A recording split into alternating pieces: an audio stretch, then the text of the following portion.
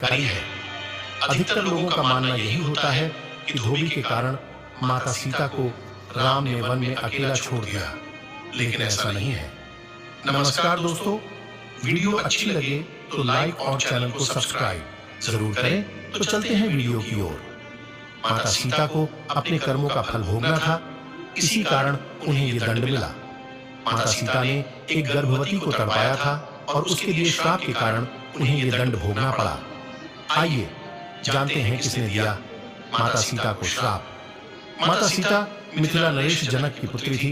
एक दिन उद्यान में खेलते हुए कन्या सीता को एक नर और मादा तोते का जोड़ा दिखाई पड़ा।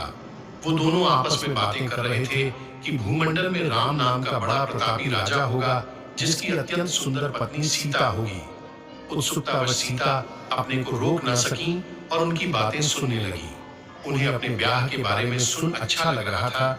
इसी उमंग में उन्होंने बातचीत में मग्न तोते के उस जोड़े को पकड़वा लिया। सीता उनसे अपने और श्री राम के बारे में और भी बातें सुनना चाहती थी, इसलिए उन्होंने उस जोड़े से पूछा कि उन्हें राम और उसके विवाह के बारे में ये बातें कहां से पता चली। तोते ने कहा कि उन्होंने ये बात महर्षि वाल्मीकि के मुख से उनके आश्रम में शिष्यों को पढ़ाते वक्त सुनी। इस पर सीता ने कहा कि तुम जनक की जिस पुत्री के बारे में बात कर रहे हो वो मैं ही हूँ। तुम्हारी बातें मुझे रोमांचित कर रही हैं, इसलिए अब मैं तुम्हें तब छोड़ूंगी जब मेरा विवाह श्री राम से हो जाएगा। तोते ने याचना करते हुए कहा कि हे देवी, हम पक्षी हैं जिसे घर में सुख नहीं मिल सकता है। हमारा काम ही आसमां में विचरण करना है। सीता ने नर तोते को आजाद कर दिया और कहा कि ठीक है, तुम सुखपूर्वक विचरो, परंतु तुम्हारी पत्नी को मैं तब छोड़ेंगी जब मुझे राम प्राप्त हो जाएंगे। नर तोते ने फिर गिड़गिड़ाते हुए कहा, हे सीते, मेरी यह पत्नी गर्भ से है, मैं इसका वियोग सह नहीं पाऊंगा। कन्या सीता ने फिर भी मादा तोते को नहीं छोड़ा। इस पर क्रोध में आकर मादा तोते ने सीता को श्राप दिया कि जैसे तू मेरी गर्भावस्था में मेरे पति से मुझे दूर कर रही है, उसी प्रकार तुझे भी अपनी गर्भावस्था में अपने राम का वियोग सहना पड़ेगा। इतना कहते ही मादा तोते ने प्राण त्याग दिया। कुछ समय बाद उसके वियोग में व्यथित नर तोते ने भी अपने प्राण त्याग दिए। जब माता सीता राम से विवाह के बाद गर्भवती हुई तो उन्हें इस श्राप का दंड भोगना पड़ा और इसी कारण गर्भावस्था में भगवान राम ने उन्हें त्याग दिया। नमस्कार दोस्तों, एक और कहानी के साथ आपका स्वागत है। तो दोस्तों, यह कहानी खत्म होने के बाद मैं एक और रोचक भरी कहानी सुनाएंगे। वीडियो को लास्ट तक देखते रहना दोस्तों। इस कहानी में कौआ तुलसी ब्राह्मण और फल्गु नदी व गाय को मां सीता ने क्यों श्राप दिया था, आइए जानते हैं। इसके पीछे का कारण यही कारण है कि गया में आज भी तुलसी का पौधा नहीं उगता है। ब्राह्मण कभी भी संतुष्ट नहीं होते हैं। इसकी कथा बेहद ही रोचक है।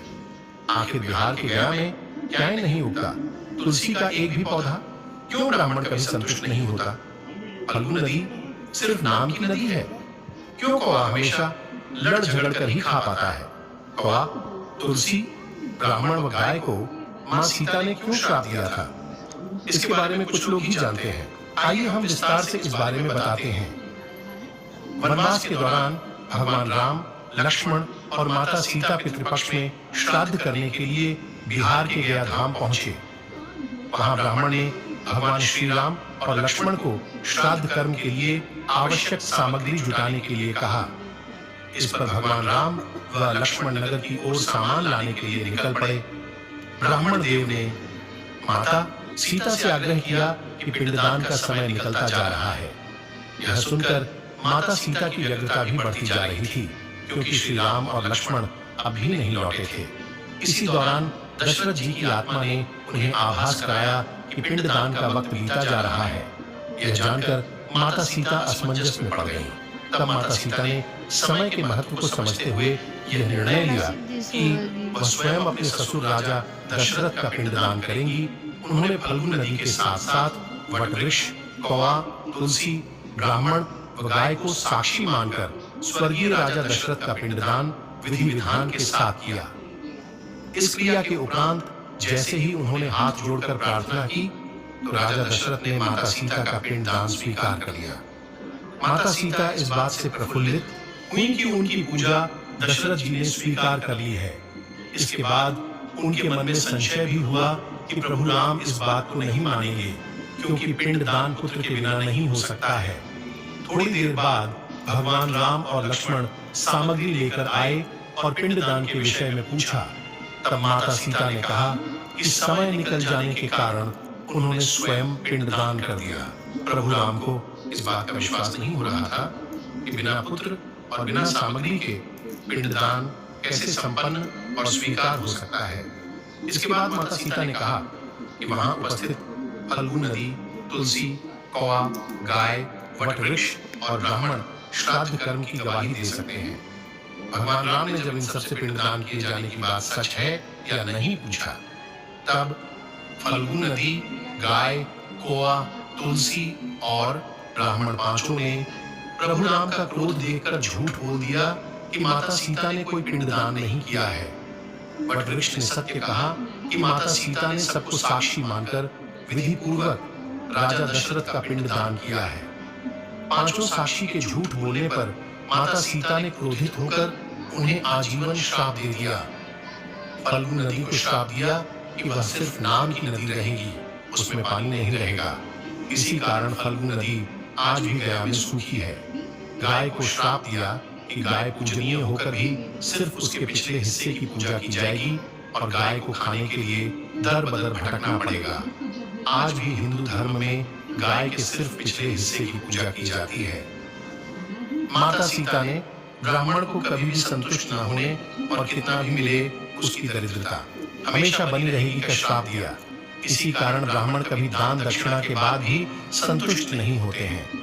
माता सीता ने तुलसी को श्राप दिया कि वह कभी भी गया की मिट्टी में नहीं उगेगी। यह आज तक सत्य है कि गया की मिट्टी में तुलसी नहीं फलती। और कौआ को हमेशा लड़ झगड़ कर खाने का श्राप दिया था। कौआ आज भी खाना अकेले नहीं खाता है, दीर्घायु का दिया था आशीर्वाद।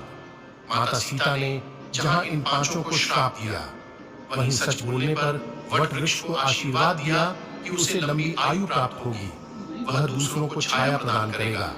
पतिव्रता स्त्री उनका सम्मान करेगी और पूजा करेगी। इसीलिए वट वृक्ष की पूजा आज भी होती है। इस बात का विश्वास नहीं हो रहा था कि बिना पुत्र और बिना सामग्री के पिंडदान कैसे संपन्न और स्वीकार हो सकता है।